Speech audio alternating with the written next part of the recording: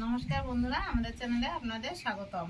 আজকে আমি তৈরি করব পঞ্চকচুর ডালনা। এই পঞ্চকচুর নিরামিষ ডালনাটা আমি কিভাবে রান্না করছি আপনারা সম্পূর্ণ ভিডিওটা দেখেন, তাহলে বুঝতে পারবেন। পঞ্চকচুর ডালনা তৈরি করার জন্য আমি প্রথমে মশলাটা তৈরি করে নেব। এর জন্য আমি নিয়ে নিচ্ছি বড় 1 চামচ জিরে, 5-6টা কাঁচা লঙ্কা, আর দিয়ে দিচ্ছি 5-6টা কাজু, আর 1 চামচ চার মগজ, আর দেবো 1 টুকরো আদা। আমি এই মশলাটা দিয়েই আমি কচুটা রান্না করব, আর বাদ বাকি যা থাকবে ভিডিও দেখলে আপনারা ওটা তবে বুঝতে পারবেন যে আমি এর মধ্যে কি কি দিচ্ছি। আমি মশলাটা তৈরি করে রেখে দিলাম। এবার আমি কচুটা কেটে নেব। এই কচুটা আপনারা নিরামিষ বলেন, মাছ দিয়ে বলেন, যা দিয়ে করেন, সেই যেটা দিয়ে করবেন সেটা দিয়ে খেতে খুব স্বাদ হয়। এই কচুটা খেতে খুব স্বাদ।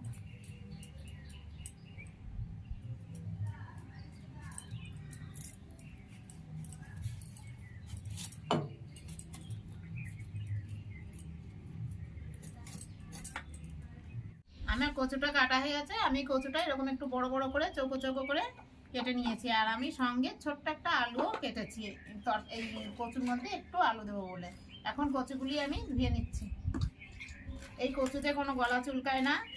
এ জল দিয়ে সঙ্গে সঙ্গে কেটে সঙ্গে সঙ্গে জল দিয়ে ধুয়েই রান্না করা যায়।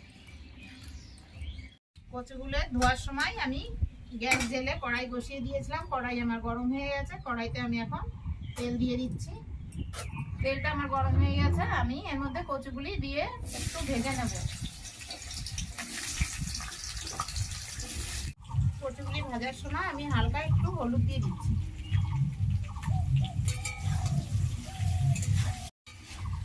কচুগুলি খুব বেশি আমি ভাজবো না, হালকা একটু ভেজে নামিয়ে নিচ্ছি।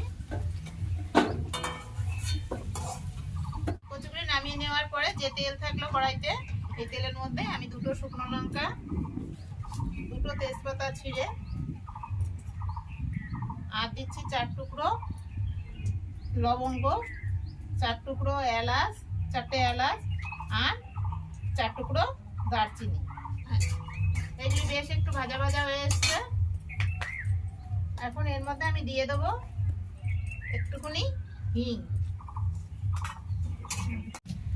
সমস্ত মশলাগুলি আমার পুড়ে গেছে। এখন আমি যে মশলাটা বেটে রেখেছিলাম সেই মশলাটা দিয়ে তেলের উপরে দিই।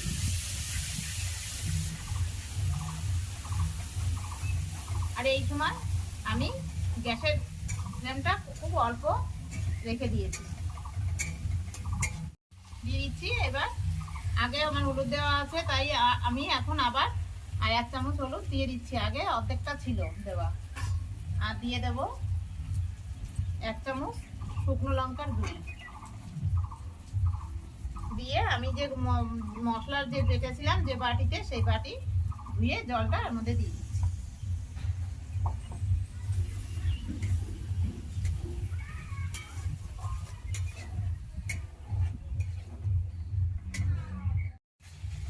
মশলাগুলো আমার কষানো হয়ে গেছে। এখন আমি দেখেন এর মধ্যে তেল ছেড়ে দিয়েছে ভালো।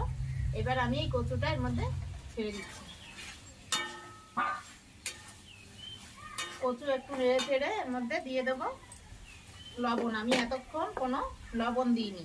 এখন আমি এর মধ্যে দিয়ে দিচ্ছি এই ছোট চামচে 2 চামচ লবণ। লবণটা অবশ্য যার যা পরিমাণ মতো সে দেয়, আমি এখানে আমার পরিমাণ মতোই দিয়ে দিলাম। নেড়ে চেড়ে আমি এখন এর মধ্যে জল ঢেলে দিচ্ছি।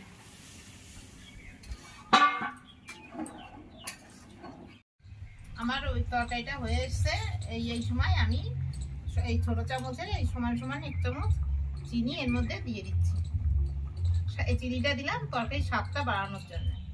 আপনারা যদি ইচ্ছা করেন নাও দিতে পারেন, চিনি যদি ভালো না লাগে। তরকারিটা আমার রান্না হয়ে গেছে। আমি এই সময় এইখানে এখনই নামিয়ে নেব, তাই এর মধ্যে আমি এখন 1 চামচ গরম মশলার গুঁড়ি দিয়ে দিচ্ছি। আর দিয়ে দেবো 1 চামচ মতো ঘি। আমি আগেই বাটিতে নামিয়ে রেখেছিলাম।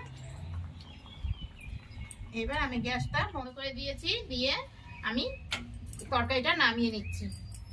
একটু ঝোল ঝোল রেখেছি, কারণ কচু তো যখন ঠান্ডা হবে পুরো ঝোলটাই কচুতে টেনে নেবে।